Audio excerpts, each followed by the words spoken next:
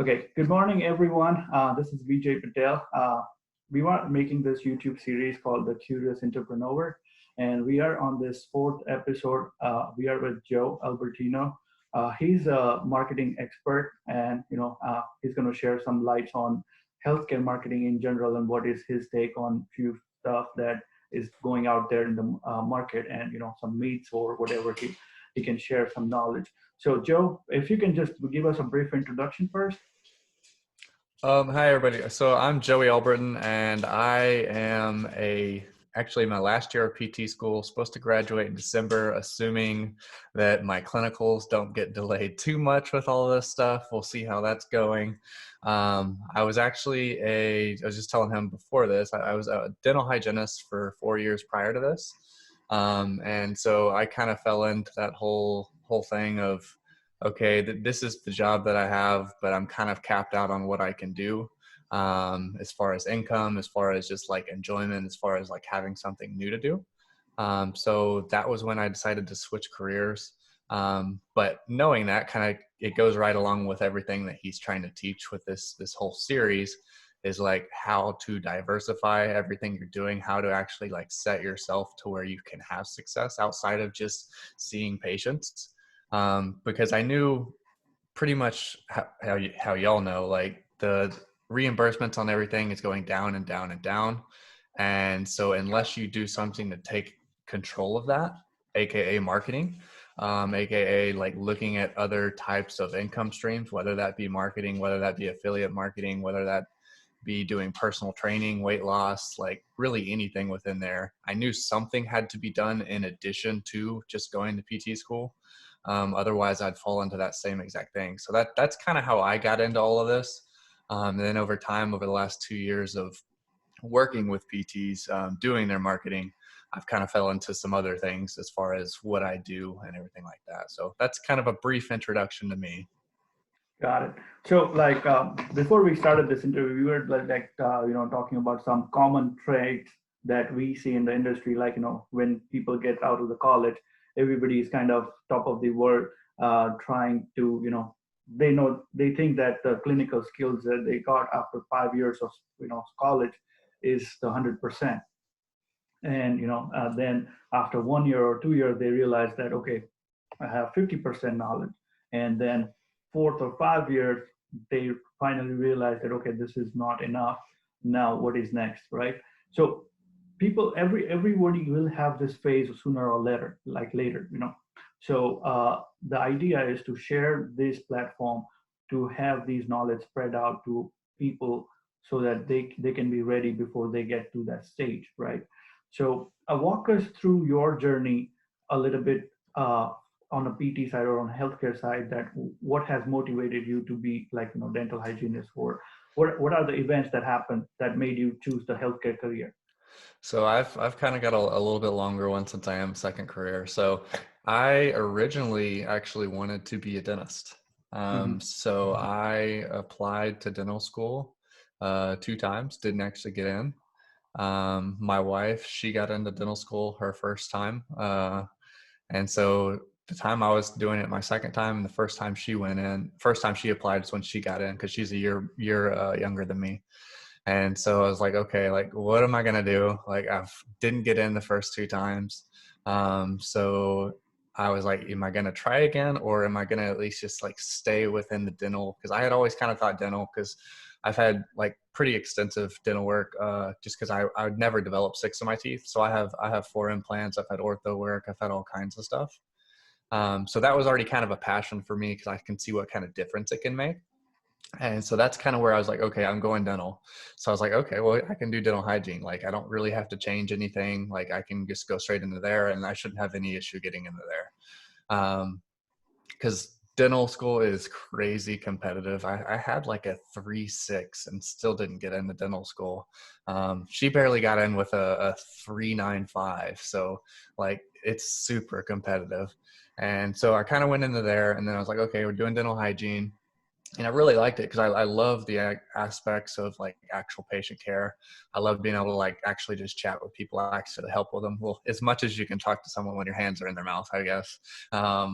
there's only so much you can do with that. But I really enjoyed that aspect, really enjoyed being able to do all that. But like, to be honest, it was just very monotonous. And I just saw that there was not really much to do after that. Cause like that first year, like you said, like you're more so like, let me just try to get faster at this. Let me get to where I'm not having to like constantly think about this. And then as you go, it's like, okay, I'm getting better at this, getting better at this. And then all of a sudden, like, for me, I like did a deep cleaning, and like then you come back, do x-rays on it, and you're like, holy crap, how did I miss all that? Like I thought I was good, but man, this one challenging patient came in and just like made me look like I'd freaking never cleaned a freaking mouth in my life. So then you kind of like you said, you kind of have those times where you're like, okay, like, am I as good at this as I thought? And then by the end, like I said, I've been doing it for about 4 years, and then it's just like second nature. Like you don't think about anything, which is nice, because then you can start to like truly like enjoy just conversations and not have to worry about the actual skill set of your profession. But then it's also easier to start getting complacent with some of the stuff you're doing. But for me, that's never been really my personality. I've always been kind of that person that needs to have something to be working on. I've always been very curious. Like my parents actually, when I was littler, used to call me, like, this is like when I was like 5 or 6, like I used to always be like, well, what if this, what if that? And like, they literally started calling me the what if man. Cause like, I always like wanted to start questioning stuff and wanted to like figure out better ways to do stuff. And that's just kind of how I've always been within my life. So that's kind of where I was just like, felt like what I was doing at that time just wasn't really what I wanted to do. So I knew I needed to change it. And So then go ahead. Sorry, how did you make the transition to marketing? So marketing was like I said, when I knew I was going to go to physical therapy, I knew that I didn't want to be dependent. Like I first got into marketing because I was wanting to do some type of affiliate marketing. I had started listening to Pat Flynn. He's a real famous affiliate marketer. So he's from the Smart Passive Income. He's a very good source for all that type of stuff. So I was like, okay, I'm going to make an affiliate website for toothbrushes. So I like made toothbrushreviews.co. I don't even think I have that domain anymore. So I was like, I'm going to get rich off of this. And so I was just like trying to learn as much as I could from podcasts and YouTube and stuff like that. And that didn't really take off because I didn't really know what I was doing. And there's a lot of competition for something like that to that level. And then I was like, okay, well, that's when I started thinking about, okay, I'm going to go into physical therapy. Like that's when I kind of decided it. And from there, I started listening to like Jared Carter and Paul Goff's podcast at the time. And pretty much all I heard was them saying like, cash PT, cash PT, cash PT, but you can't be dependent on doctors' referrals. So I was like, okay, well, if I'm going to be a PT, like, I don't want to fall in the same trap of like, okay, I can make 70, 80 grand as a staff PT. Like, I want to open my own business. So if I want to open my own business, I've got to figure out how to market. Otherwise, I'm screwed. So I got into their stuff quite a bit initially. And then it just kind of happened to where Alex Ingar and Will Boyd were really just starting their healthcare digital marketing group. I think they only had a couple hundred people in there at the time. And I think now they're at like 3,000 something. It's like huge. Mm-hmm. But they were putting out a course and they were getting so busy that they were looking for an intern. Mm-hmm. So me and 3 other people actually ended up being their intern. So Nice. I went through their they had like a mini course at the time. I'm sure it's nothing compared to what they're putting out in a course now. But like I went through that. They taught me some of the like basics of like how to use ClickFunnels, like to set up a landing page, or like how to do basic video editing with Canva, how to do some of that type stuff, which I didn't really have any exposure to. I had heard of it, but like I was too cheap to buy ClickFunnels at the time because I wasn't making any money with it. So like I didn't know how to do it. And within like, it was a ridiculous amount of content. And I think I went through it in like 48 hours because I like watched everything on 2 times speed. I was like, this stuff is amazing. Like this is what I like. Mm-hmm. And so like I went through all that. And then I became a moderator in their group. So I just started answering questions. It's like anytime I like knew the answer to it, I'd answer people's questions in their group. And if I didn't know it, I'd Google it, which you'd be surprised how many questions in all these forums could be answered if you just Google it. So like, even if you don't know it, Google it. And you probably like, you do that enough times that you actually start to know everything without having to look it up. So I did that. And then slowly I had a couple people reach out. Like my very first client was one who he was asking a question, and I took the time to like record my screen, show him how to put a pixel on something. And like, from there, he's like, well, what else do you do? And I was like, what do you need? Cause at the time I didn't do anything.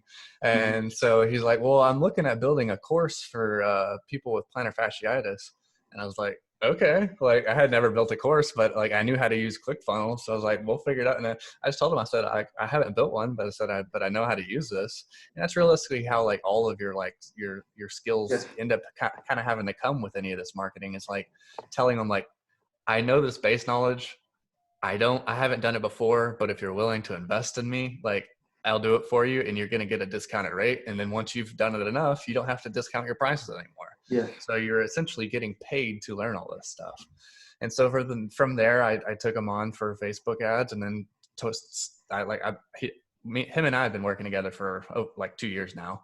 But then from there, people kept coming to me, and I started doing marketing for other people. So it's just been kind of a constant learning of like, okay, I'm learning from him. And then someone else is like, hey, are you taking on anybody else? And you're like, yeah. And then eventually I got to where I was just too busy because I'm in PT school. I was commuting 4 hours a day because I live in Waco and I go to school in Dallas. Oh, I live in Dallas. Okay.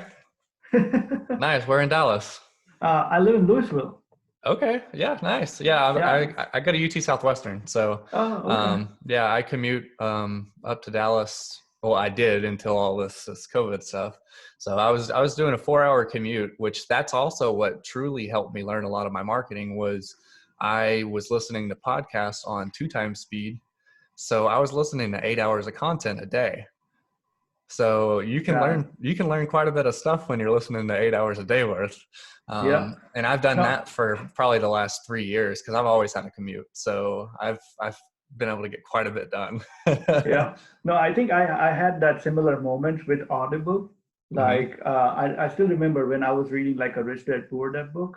That was like one of my early book that I have read, and like I've been really thankful for writing that book, I guess. And everyone that I'm talking to, I was just putting out a video saying, just try to utilize these times to like professional improvement will have more opportunities down the road. Yeah. But this COVID-19 situation, since you are having more time for yourself, doing nothing, then this is the best time to improve yourself, your personality or, the skills that you've always been wanting to kind of thing. So, I'll just brief out my journey. I don't want to bore you, but I'm a little bit ahead in time for like you. I started my journey as a PT in 2010. I passed out and I got my first job in New York. I did a couple of years in New York, made good money, but the lifestyle I wanted didn't suit me, and like the weather, I didn't like it too. So moved back in 2012 to Dallas, and then Dallas has been my home ever since, and will be, I guess. And I have 2 home healthcare here with partnership, and I have a one therapy staffing company that I've been running for the last 5 years. And we recently acquired an outpatient clinic here in McKinney, Texas. Okay. And that has been like 6 months. That lady wanted to retire. She was 72.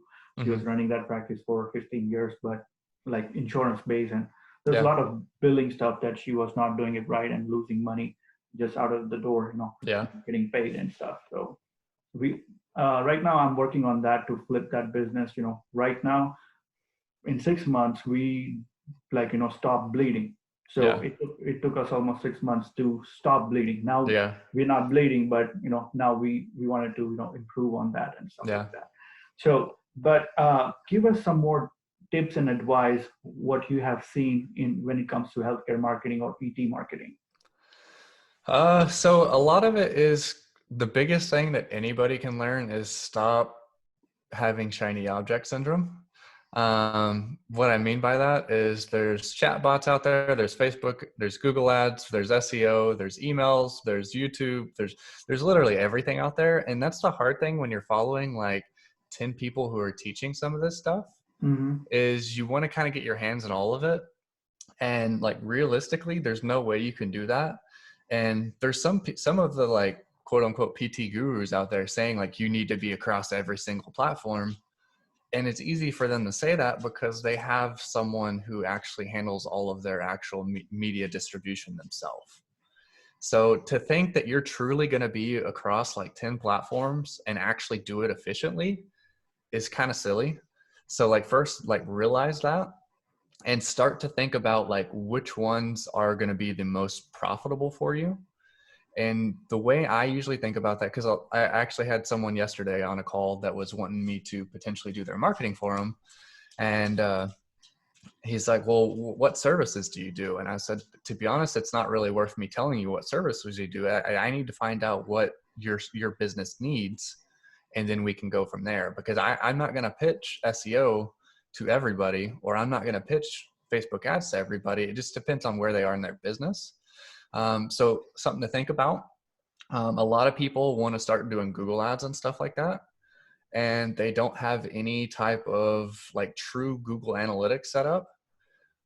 So they don't even know, like, one, have they been getting any type of traffic to their website to start with?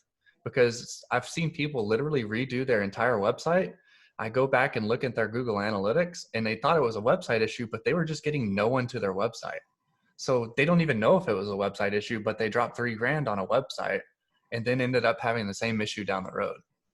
Or the other way around is you are getting all kinds of traffic and your website sucks. So like people are dropping all kinds of money into Google ads and their website wasn't even really made to actually convert someone. So it's more of a brochure. Like realistically, like websites, I've built websites, I like them, like they're okay. But they're not the most fun thing. I'll admit that. Like websites can be very boring. So like website, yes, you can fix some of that type stuff. But for me, like especially during a time like this, that's probably not going to be my main focus. My main focus during all this time, it would be like LinkedIn cold messaging. Because you can be actually growing your like business outreach and everything like that so much easier right now. Because there's so many people closed that they're all looking for ways to grow their business. Or like Facebook ads are good, maybe not during this time as much. I'm in the process of actually testing out running I've tried 2 different offers for telehealth for Facebook ads, and they didn't perform as well as I expected them not to be honest. I still don't think telehealth is the strongest upfront offer. I think it's more of a for past patients and stuff like that, just because they already trust you. But I'm trying out another ones, but like realistically, you've got to look at everything that you're doing. So like there's people that I know that are all about Instagram, but all of their patients are 60 and older. Yes. And that they're not there. Yeah. So like you probably need to be looking at Facebook or even doing some type of mailers or newspaper. Like you've got to constantly be thinking about this stuff, that like, where is your ideal patient at, and start to actually prioritize those things. So like right now, for the fact that like there's nothing that's consistently working, like I am running ads still for one of my clients who's still open, and we're still getting leads. So Facebook still works just for regular right now. I had another one that was getting leads, but he was struggling to actually get the people in because they're like, I don't know if I really want to. So he had several that like wanted to schedule, but they wanted to schedule out further. So like those are things you kind of have to realize right now. Things are a little bit different. But in normal situations, like almost across the board, Facebook ads work for absolutely any type of physical therapy clinic, whether you're in network, whether you're cash. Like it doesn't matter the niche. You could be women's health, you can be runners, you could be just general outpatient ortho. Like all of them work. A lot of that comes down to the offer.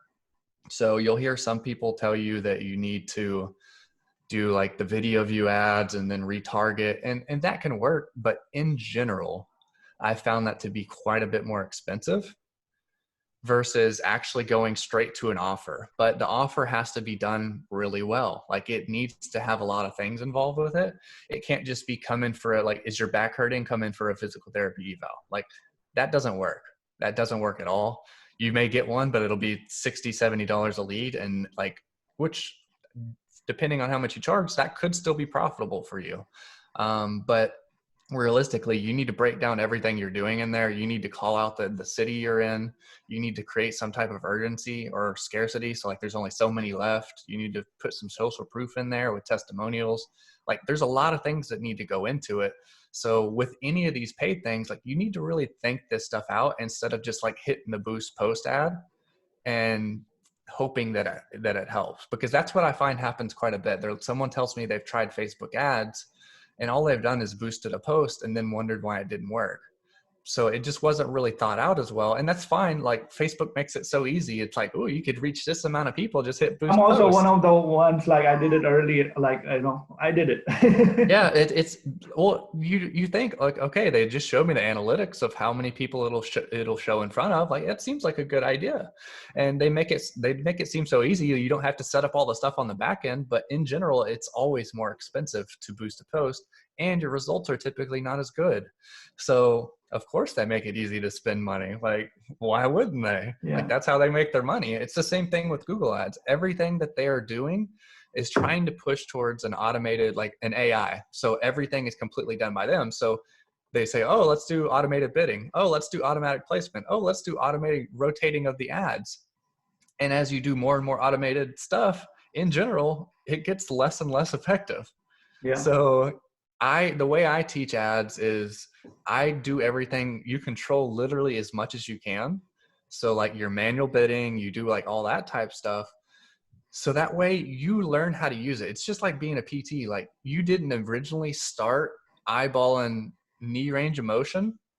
By now, you probably don't pick up a goni, but you started out doing a goni on every freaking knee. So you need to learn how to do it to start with before you start to give up some of that control.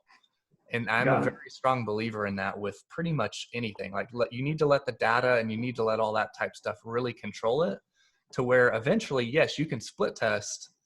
Okay, is the automated version of Google Ads for this little feature better, or was the manual better? 9 times out of 10, manual's still better right now. Eventually, I think within a couple of years, Google ad people, like I won't be running Google Ads for people if within 5 years. Their AI is going to be so damn good that like you don't need me for that. Which that's cool. Like, I think that's awesome that businesses will be able to do that. So then at that point, my job would be more of the critical thinking of what type of words should we be going after? What does your page need to have on it? Like, I'm still going to be able to control that. And even if you're doing it, you can control that. Yeah. But the actual aspect behind the scenes of Google Ads, that's eventually going to get taken over. Like that without a doubt, they are good because it's continuously learning. Like they're using the same exact AI that, God, I completely forgot the name of the name. It's a little game with the little black and white, like little stones. I don't remember what it is. It's the one where they actually got the computer to start testing against the world champion of it. And then slowly over time, the computer beat it. So they actually took the AI of that and implemented it into Google Ads. So like it only gets better and better with time. So it's pretty crazy, but wow.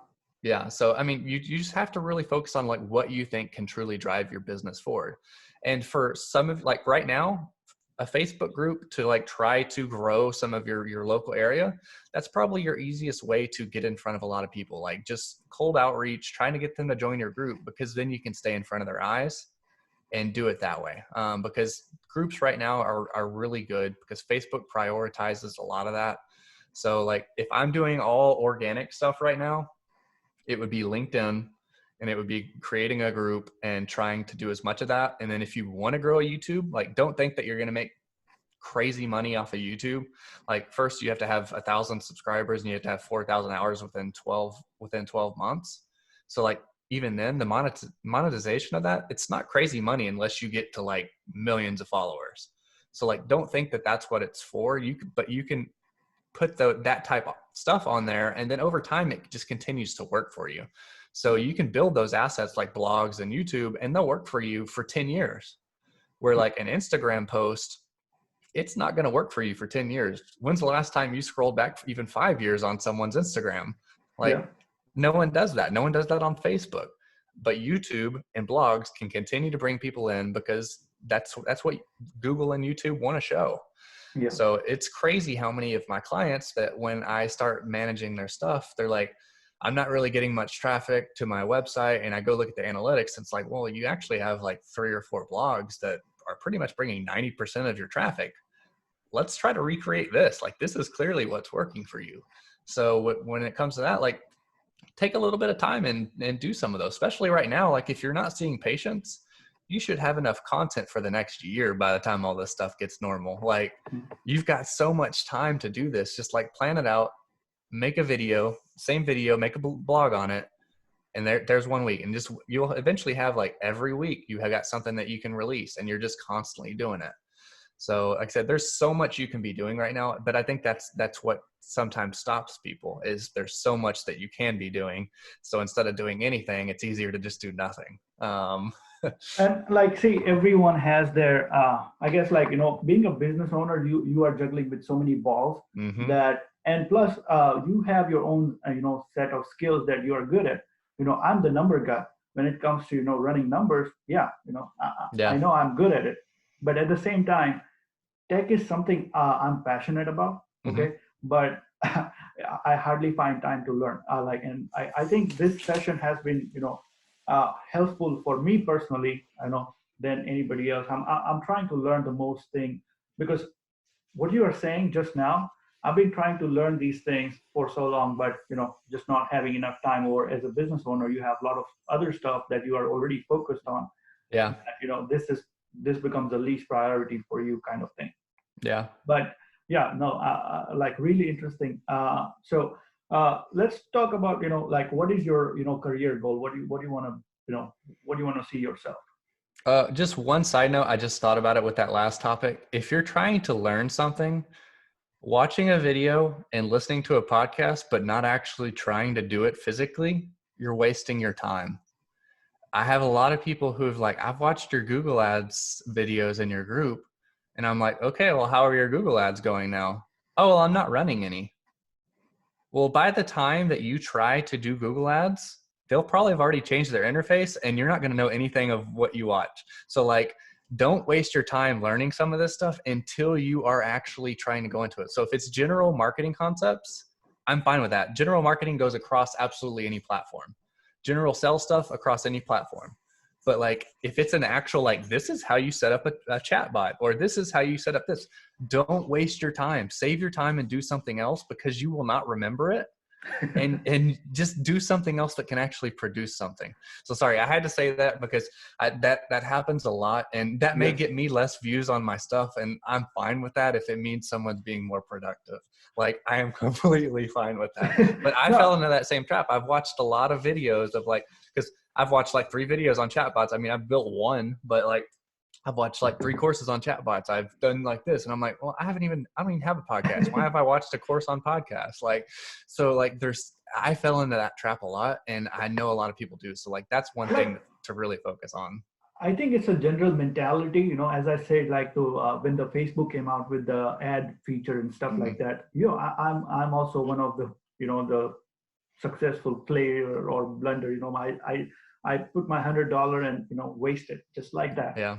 Right. With zero, return on it, or the least possible expectation. I was like, hit the boost button and, done. But I think that this is the idea that we wanted to share through making these kind of videos, because everyone has their own mistakes, but at the same time, 50% is common trait. Yeah. Right. That if you don't learn from others' mistake, then you will end up doing the same mistake, just because you happen to follow the same path what somebody else is following. And that's kind of the reason I'm trying to make these videos, so that at least we can eliminate that 50% of the common mistakes, or people can learn in general, kind of thing. Okay, do you have any life-changing event that that still helps you motivate? So do you want me to answer that one, or the one that I didn't answer before? Choose, but you answer both. All right. So So the first one, essentially, like my trajectory with my business or where I want to be and everything like that. To be honest, there's still a lot of that that's up in the air, because my digital marketing business is growing very successfully, and I do enjoy it, and I found that it's allowed me a lot. Like, it's hard to see the level of freedom that it truly does allow me because I'm doing it while being in school. Um, so like I see that and I see like, okay, like I know there's the potential like where I could literally do all of this and not do PT, if I wanted to when it came to the finances of it. I don't think that's where I would be heading completely. I think I'll still continue to try to grow this. But ultimately, I think the way I'm going, like I'll probably practice as a PT for a year, just because I want to at least have more base knowledge come time if I like when I start my own practice. But I don't think I'm gonna go even like the traditional route of like concierge PT or like having my own like brick and mortar physical therapy clinic. What I think I'm probably going to end up trending towards is actually owning a like boutique gym that also happens to do physical therapy. And my reasoning for that is, first of all, like as we know, the trend of obesity is definitely not going towards it going away. It's definitely going way higher. Mhm. So there's always going to be a need for help with weight loss, help with fitness, and all that type stuff. And as everybody knows, if they've seen any level of patients as physical therapists, almost all your patients have some level of obesity or some level of deconditioning that you could probably help with, but you're not seen a lot of the times as the main person to go to for that. Like they end up going to a personal trainer who's far less experienced than you, where I find if you can get them on the front end, it's going to be one, easy for you to transfer them into physical therapy services if they have any issues. But two, like I always want to be in the control of where those people are coming into my cycle. Like I don't want to be dependent on a personal trainer referring them to me or something like that. So I think that there's a lot more advantages of having personal training style stuff on the front end with physical therapy happening to be on the back end, because everybody knows what a personal trainer does, or at least like that they want to lose weight or they want to get to X activity, where not many people know about physical therapists to the level that they really need to. So I think that that's the route that I'm going to go. And that way the people that are already seeing me are already used to paying cash too. Like it's not like you like, yes, I know there's some insurance plans that cover your gym membership, but that's the extent of it. Like they don't cover your personal training. They don't cover nutrition. They don't cover any of that type stuff. So that's kind of where I think I'm going to be heading. I don't know what level of gym I'm looking at. I don't know if I'm going to try to do more online personal training type stuff as well. I mean, there's so many opportunities for everything. Mhm.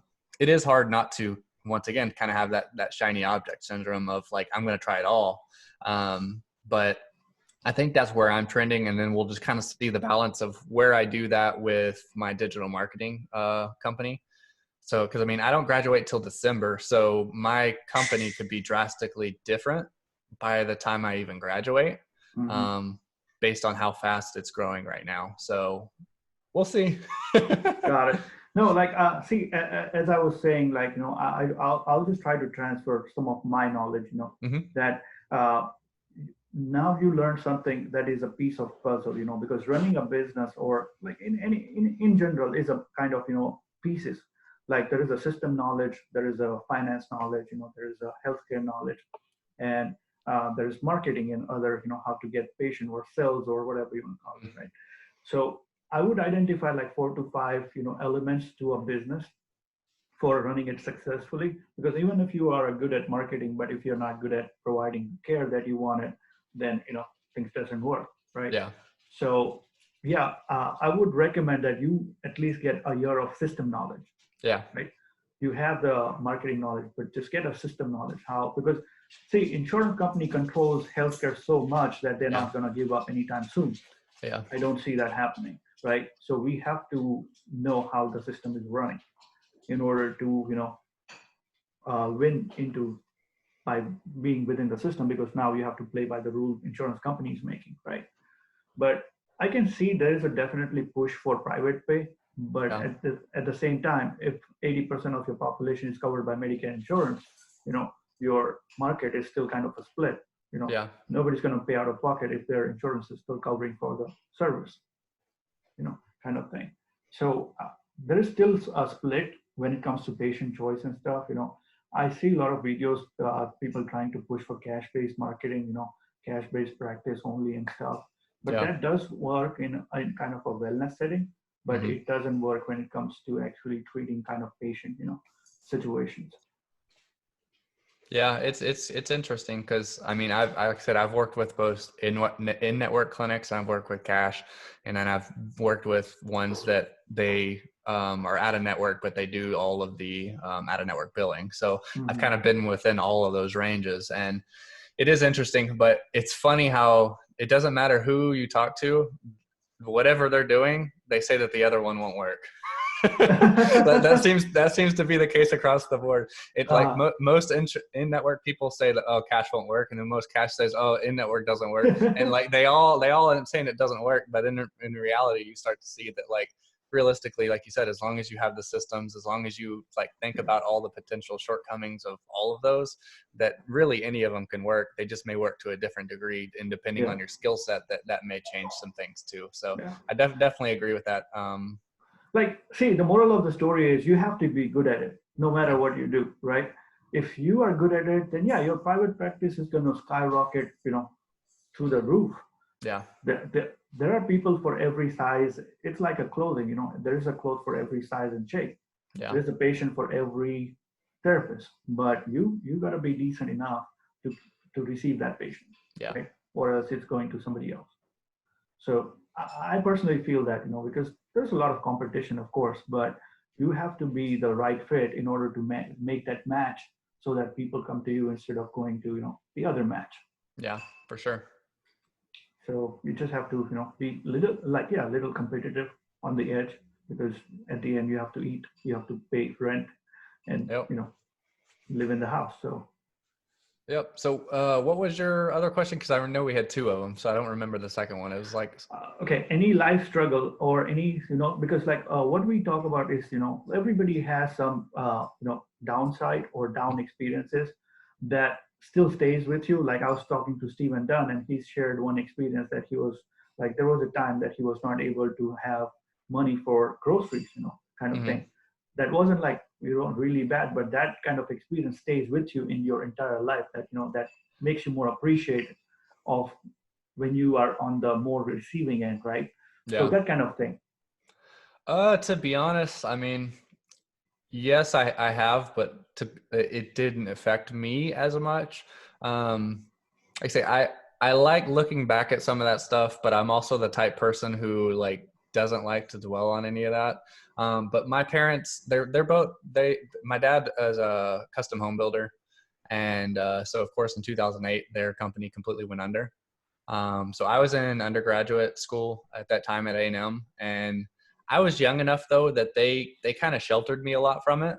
I mean, I still worked during college just to help with that, but that was really like the biggest extent of like something big like that, because like they ended up having to move back in with my grandma. I ended up having to move in with my friend because like we just didn't have anywhere to go. But like, to be honest, I think I was young enough to where that didn't really seem to affect me as much, but it also made me realize that like you need to really start to look at your finances. You seem to need to start looking at like how to diversify some of that stuff and like know the business stuff. Because to be honest, my dad was not a good business person. He had his own business, but he was not very good with that. And had he been better and more well versed with that, I think they could have still not had to sell their house, not had to sell their cars, not had to do all that type stuff. So I think that changed a lot for me, seeing that and seeing what kind of freedom you can have with the business, but also what you need to have in place to where something like that doesn't happen.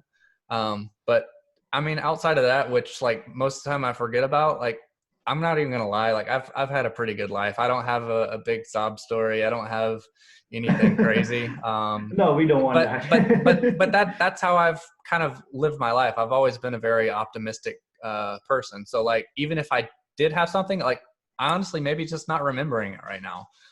because realistically, like it's not going to change what happens tomorrow. So I've always tried to stay positive. I know that the whole like negative story that happened in the past, it sells. There's a reason why it's on like The Voice every time they introduce a new person, or American Idol or something like that. They all have their story of like, woe is me, this is what happened. But like realistically, like it doesn't happen for everybody, and that's okay. Like you don't have to like say like, oh, I didn't have this negative thing. Like, okay, that just maybe means that you've had a good life and you've actually taken advantage of it.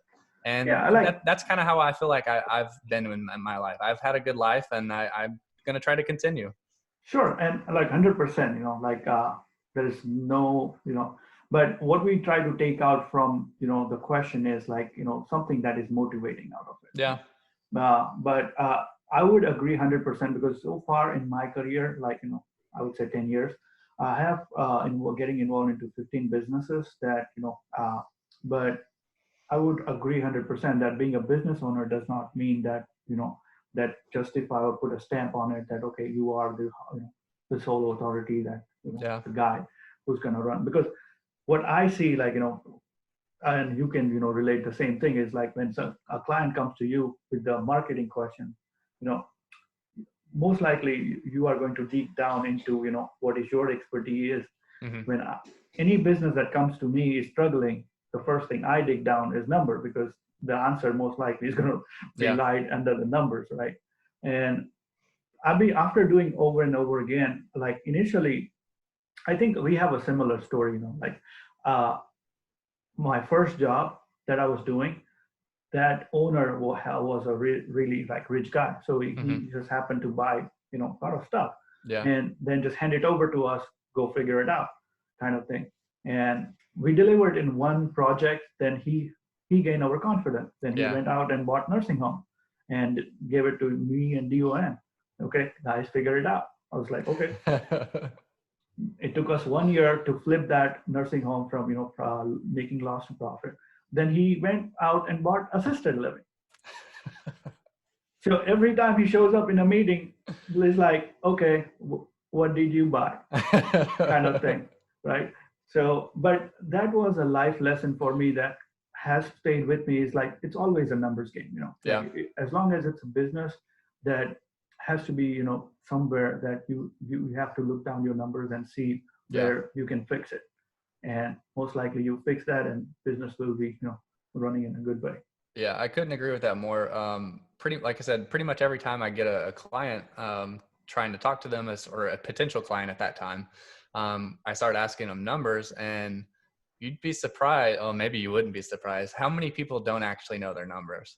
80%. So yeah, at least 80%, because it's like they don't know how many people have come to their website. They don't know their conversion rate. They don't know like, okay, like how much money they're spending here, how much can they actually afford to pay for a lead, or how much can they pay for a new patient. Like there's a lot of that type stuff that like you need to start tracking. So like even if you were to not do any marketing during this time, but actually set up systems to know your numbers, yes, that's the only way you can make changes in your business. Like whether it's marketing, whether it's sales, whether it's just actually like anything, you've got to know that stuff, and you've got to take the time to do that.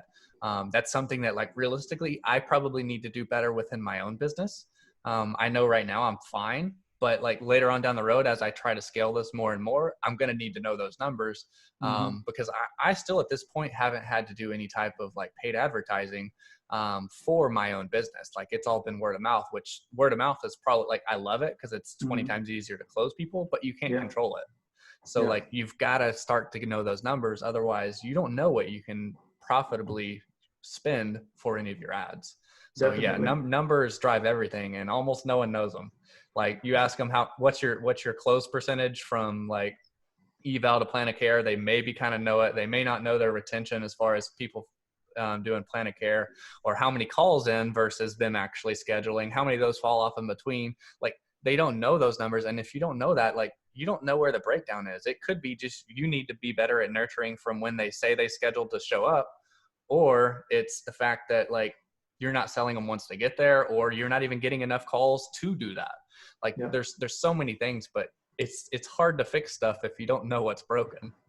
And especially like what I've seen is like as long as you are in healthcare setting, outpatient practice has the most challenging, side as far as I see it as a business, healthcare business, because the it's not about, but the more functional patient is, the less Mhm. likely that patient, like you have to catch them around, right? Mhm. I own home care. So I know that patient is going to be in home 24/7. I They're can not going go, anywhere.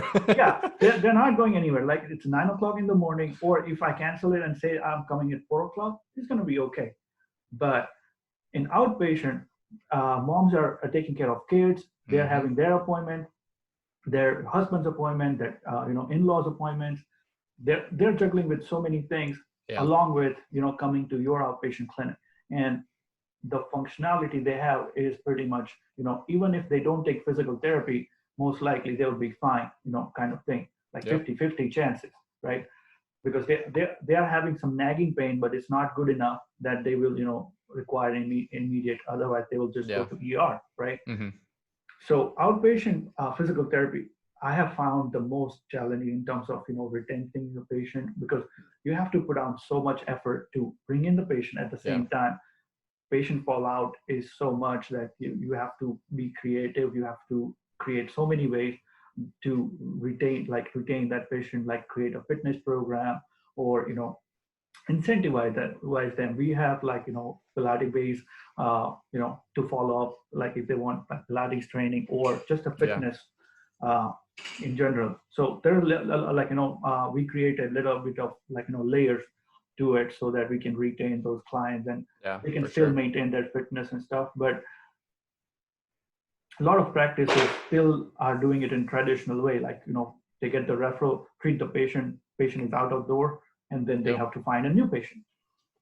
And getting a new patient is twice as expensive and Yeah. hard compared to converting it the existing one. Yep, for sure.